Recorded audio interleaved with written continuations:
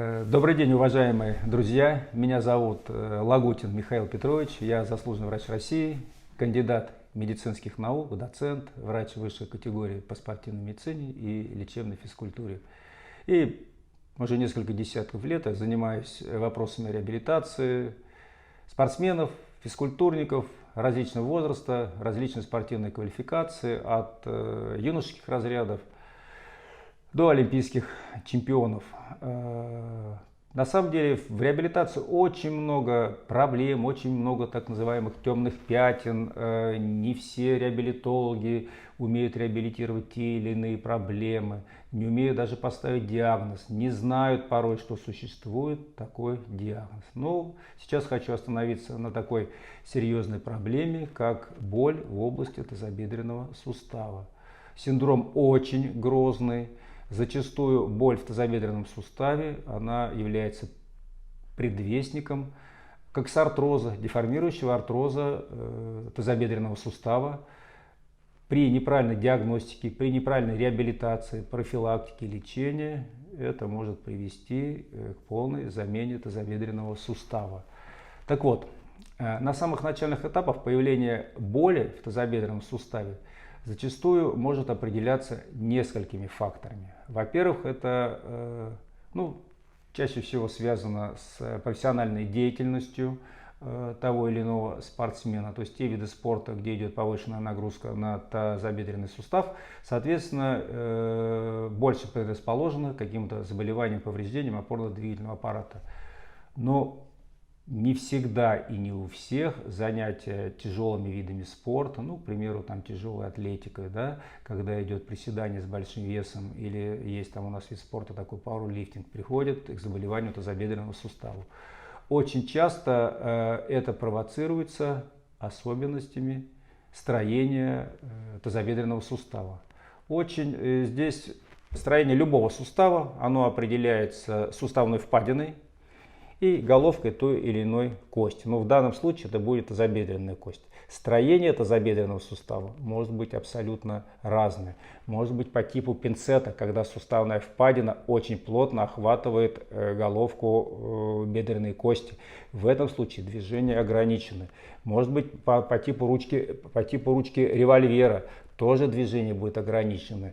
И не всегда анатомическое строение тазобедренного сустава с одной и с другой стороны будет совпадать. Иногда бывает так, что с одной стороны идет по типу пинцета, с другой стороны обычный нормальный тазобедренный сустав. Я порой сталкиваюсь с такой проблемой, когда девочка художественная гимнастка, 5-6 лет, иногда раньше, садится на продольный шпагат на одну сторону, на одну ножку может сесть, на другую ногу не может сесть. Попытки посадить ребенка на шпагат порой бывают безуспешными, появляется болевой синдром. А причина-то на поверхности. На самом деле это особенность анатомического строения, которая уже есть, которую нельзя изменить и с которой ей придется дальше жить. И в этом случае совет один. Просто поменять вид спорта там, где не будет требоваться вот таких вот шпагатов поперечных, продольных. То есть здесь это особенность анатомического строения, которая не позволяет заниматься конкретно этим видом спорта. Это надо четко иметь в виду.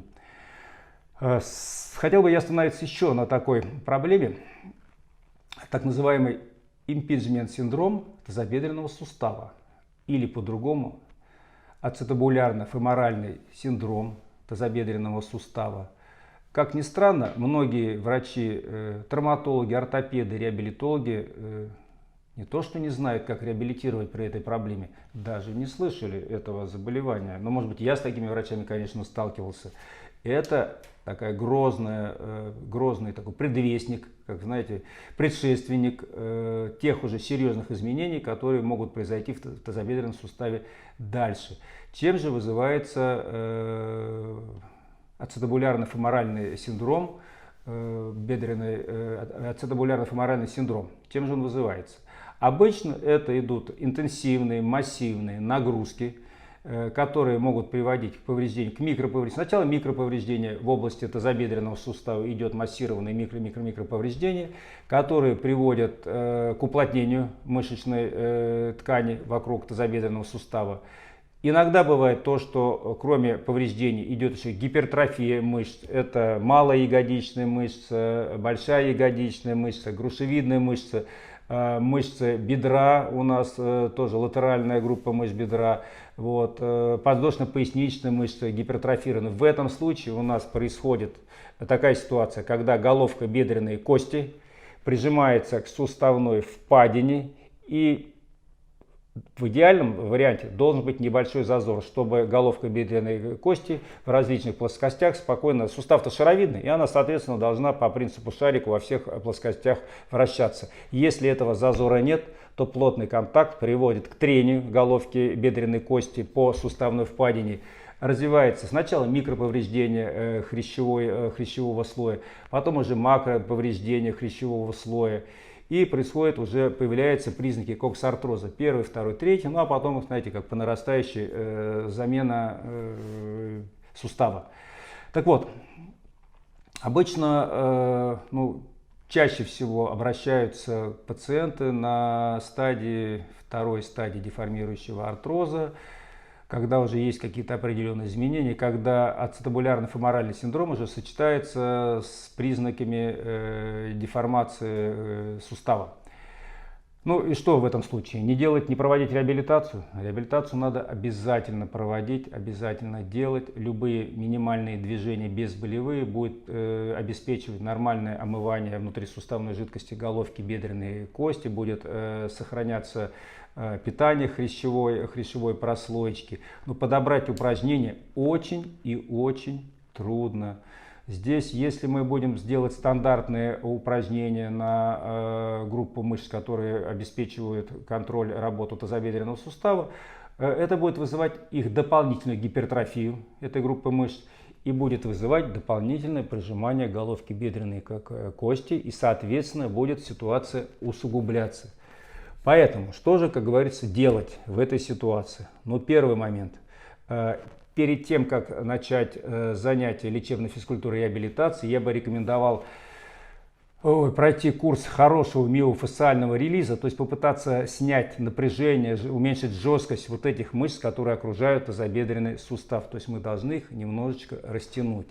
В дальнейшем задача реабилитолога должна быть такая: подобрать упражнения, которые будут способствовать такой ситуации, когда в момент выполнения движения головка бедренной кости будет выходить из суставной впадины. В этом случае будет обеспечиваться, в этом просвете будет обеспечиваться нормальная циркуляция внутрисуставной жидкости, не будет жесткого контакта, и будет происходить более-менее эффективное питание хрящевой прослойки. Упражнения подобрать непросто. Опять же, зависит от ряда сопутствующих, от целой массы сопутствующих факторов. В каждом конкретном случае мы подбираем те или иные упражнения, которые направлены на вытаскивание, говорю простым языком понятным, на вытаскивание головки бедренной кости из этой суставной впадины. Для того, чтобы подобрать упражнения, надо провести тестирование, посмотреть, насколько движение в тазобедренном суставе во всех плоскостях ограничено. Бывает, что в 3 плоскостях движения великолепны, в одной плоскости движения ограничены. Не надо пытаться сразу восстановить движение в этой плоскости. Я рекомендую реабилитологам, в том случае, если есть проблема ограниченного движения в какой-то плоскости, все-таки проконсультироваться, пообщаться с травматологом, с рентгенологом, чтобы понять, нет ли какой-то механической преграды, которая не позволяет выполнить то или иное движение. Это очень важно. Если вы будете все-таки через ограничения, через боль пытаться восстановить амплитуду движений в той или иной плоскости, где нет движения, то можно добиться обратного эффекта, можно повредить структуру тазобедренного сустава, и усугубить ситуацию с деформирующим остеоартрозом.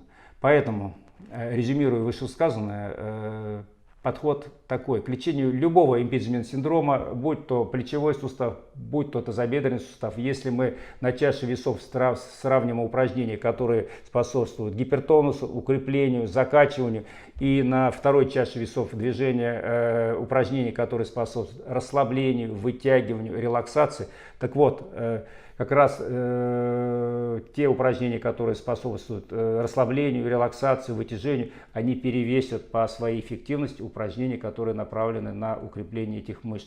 В этом случае важно растянуть, важно вытянуть, важно вытащить головку бедренной кости из этой суставной впадины.